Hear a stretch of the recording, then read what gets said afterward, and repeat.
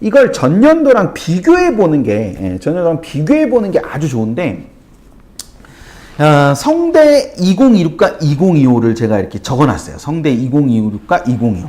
그래서 이 2026과 2025를 요렇게 비교를 융합형, 인문과학 계열, 융합형, 그 다음에 기회균형, 학교당 추천 전형, 뭐 언어형, 논술인원, 뭐 이런 식으로 해보는 거예요. 논술인원, 뭐 이런 식으로 해보고, 여기에 정시에 갔더니 일반 전형에 나군, 뭐 가군, 이렇게 이게 전년도와 비교해보는 게 굉장히 의미가 있습니다. 근데 올해는 무전공이나 이런 변수가 있기 때문에 전년도와 비교하는 것이, 그러니까 2025와 2026을 비교하는 것이 사실상 조금 그 중요도가 떨어져요. 2025와 2026을 하는 게. 왜냐면 2025의 전형계획안이, 이 밑에 있는 2025의 전형계획안이 이렇게 뒤집어지는 경우가 많거든요. 이게 뒤집어지는 경우가 많기 때문에, 우리가 이제 그거를 좀 다르게 봐야 되는데, 요거 하나만 기억을 잠깐만. 자, 이제 그러면 그거 다 떠나서 그냥 이렇게 비교하는 거다. 이렇게 비교하는 거다. 그래서 수시 모집 요강이 나중에 나와도 2025랑 2024랑, 그러니까 올해 수시로 원서를 쓸 때 올해 수시 모집 요강이 나오면 2025랑 2024 수시 모집 요강이랑 비교하는 거예요. 2025랑 2024 수시 모집 요강을 비교하는 겁니다. 그래서 그 두 개 학년도를 비교해서 보면, 이거 어떤 전형은 더 입결이 오르겠구나, 어떤 전형은 입결이 더 떨어지겠구나, 이런 걸 생각할 수 있어요. 그래서 그렇게 하는 겁니다. 그러면 지난 2025학년도 모집 요강은, 수시 모집 요강은 대학교 입학처에 있을 텐데 2024학년도는 없는 대학이 되게 많거든요. 그러면 그 2024학년도 입시 모집 요강은, 수시 모집 요강은 어디 와서 찾아요? 자, 대답해 주세요. 2024학년도 수시 모집 요강은 어디 와서 찾습니까? 우리 3학년 학부모님들, N수행 3학년 학부모님들. 2025학년도 수시 모집 요강은 대학교 입학처에 있다 그랬어요. 2024학년도 모집 요강은 어디서 와서 찾으면 돼요? 아까 제가 학년도별로 착착착 다 모아놨다라고 했잖아요. 어디? 닷컴에 오셔가지고 입시 채널, 닷컴에 오셔가지고 입시 채널 이렇게 오셔서 찾으시면 된다. 그쵸? 그렇게 찾으시면 된다. 자, 이제 집중. 요거 하나만 기억해 두세요.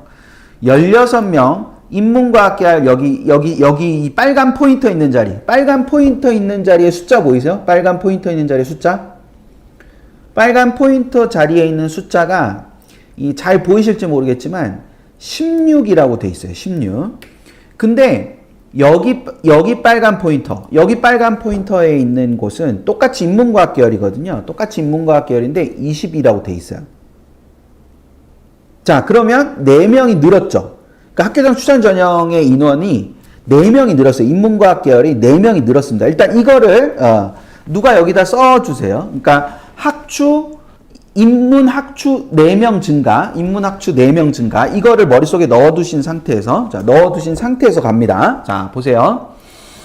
이제 화면에 집중하세요, 화면. 자, 여기 네모를 이렇게 보면, 이게 가군, 나군이 똑같은데, 인문과학과 사회과학인데요. 인문과학과 사회과학이 가군, 나군이 똑같은데요. 이걸 확대를 해보면은, 여기는 위에가 인문이고 밑에가 사회예요. 인문과학, 사회과학. 그럼 여기는 187이고 여기는 204잖아요. 그럼 204에서 187로 뭐 했어요? 줄었죠. 그리고 여기도 230에서 212로 뭐 했어요? 줄었죠. 그쵸? 줄었어요. 그러니까 수능 위주 전형에서 나군의 204명을 뽑던 인문과학 계열이 187명으로 줄었고, 가군에 230명 뽑던 사회과학 계열이 212명으로 줄었어요. 자, 이게 뭐의 여파냐? 바로 성대는 2026 전형계획안에 자유전공 계열 280명을 신규로 모집한다라고 돼 있어요. 근데 이 280명은 순수 증원이 아니기 때문에 다른 데서 인원을 갖고 와서 만들어야 돼요. 다시, 무전공이 생겼는데 자유전공 계열이라는 이름으로 생겼고 280명이 생겼기 때문에 이 280명을 다른 모집 단위에서 끌고 와야 된단 말이야. 되셨어요? 되셨어요? 그러면 여기서 이 자전에서 280명이 생기는 바람에 인문과학 계열 전체 모집 인원이 309명에서 287명으로 줄었고 사회과학 계열이 350명에서 322명으로 줄어서 22명과 28명이 줄었고 이 22명과 28명이 준 거를 전형별로 뿌려야 될 거 아니에요. 전형별로 뿌려서 줄여야 될 거 아니에요. 그걸 줄이다 보니까 여기 인원이 204에서 187명으로 17명이 줄었고 230에서 212로 18명이 줄었다 이거죠.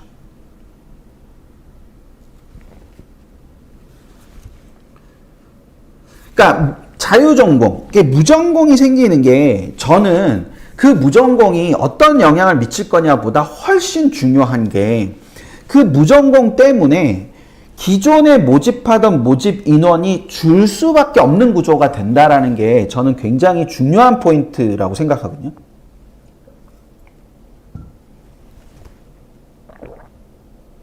그러다 보니까 인문과학 계열 전체와 사회과학 계열 전체, 얘네는 이제 학부 모집하는 대학이니까 309명에서 287명, 350명에서 322명 이렇게 인원이 줄어드는 거예요. 되셨죠? 근데 제가 분명히 전형별로 봐주세요라고 제가 강조했잖아요. 좀 전에 얘기 봤잖아. 우리 기억하자 그랬잖아요. 정시에 이 전형은 줄었는데 심지어 여기 지금 보시면 융합형도 46에서 35, 53에서 40으로 줄었잖아요. 그쵸? 줄었지만 이 학추는 16에서 20, 17에서 20로 오히려 늘었어요. 그러니까 이게 그냥 덩어리로 자꾸 보면은 안 된다. 덩어리로 자꾸 보다 보면은 잘못된 정보를 자꾸 인지하게 된다. 또 중요한 거 하나 배웠잖아. 이렇게 덩어리로 이게 309에서 287로 350에서 322로 덩어리로 줄었다. 덩어리로 줄었는데 그 덩어리로 준 거에서 그럼 다 모든 전형이 다 줄어야 되는데 그게 아니라 오히려 학추는 늘었단 말이죠. 그쵸? 예. 그러니까 이게 어떤 전형에 관심이 있느냐 또는 어떤 전형으로 지원할 거냐에 따라서 이거는 완전히 다른 거기 때문에 전형별로 보는 게 필요하다.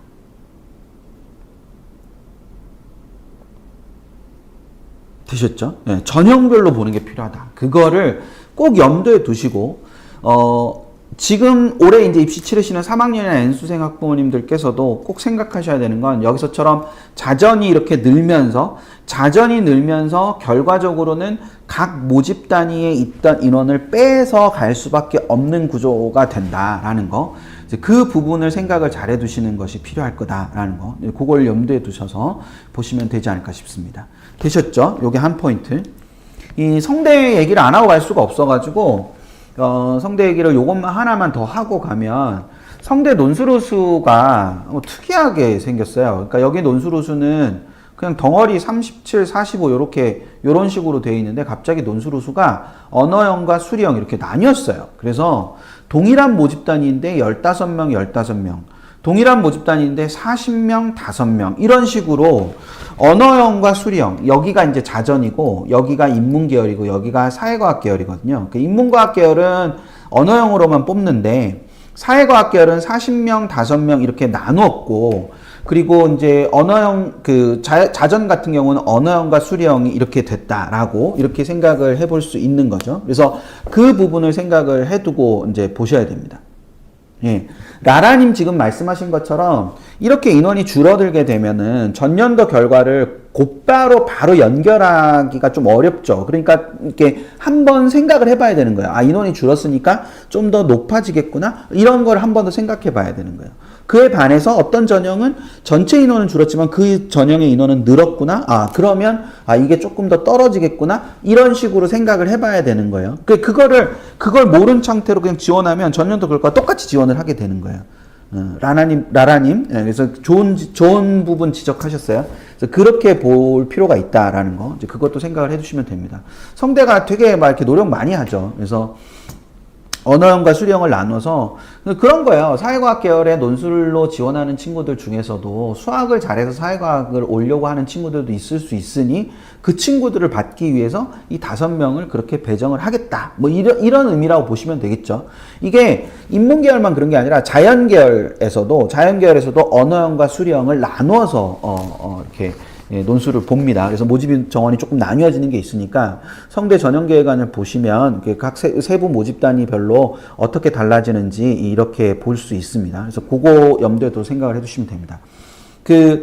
샘킴님 2025 전형계획안은 2025는 수시 모집 요강 나올 때 이처럼 이렇게 자유전공이나 이런 것들이 생기는 걸로 인해서 그 모집 인원이 약간의 차이는 있을 수 있어요. 하지만 이렇게 전형을 새로 만들거나 이런 거는 안 됩니다. 그거는 그렇게 할 수가 없는 거예요. 그래서 그렇게 할 수가 없는 거니까 이 전년도 전형계획안에 전형들은 그대로 가는 건데 전형별 모집 인원이 좀 달라질 수 있는 거죠. 왜냐하면 무전공, 즉 자전 모집 인원이 나오는 거니까 그 전형계획 인원이랑 달라지게 됩니다. 달라지게 될 거니까 여기 이거는 그래서 오늘은 이제 이게 정확하지 않지만 이게 이 2025를 비교하는 것이 핵심적이진 않은데 그거를 좀 따져봐야 된다는 거죠. 그래서 2025 수시 모집 요강이 나오면 반드시 2024 수시 모집 요강이랑 비교해 봐야 돼요. 그래서 두 개가 비교를 해봐야 되는 부분이 있으니까 그렇게 해서 이해를 하시면 될 것 같습니다. 쌤킴님 해결이 되셨기를 바랍니다. 자, 그리고 그러면 이제 우리 생각해 봐야 되는 거죠. 이 자유전공, 무전공이 그럼 진짜로 무전공이냐, 모든 과를 다 갈 수 있냐, 이런 걸 우리가 생각을 해볼 수 있잖아요. 이렇게 궁금할 수 있잖아요.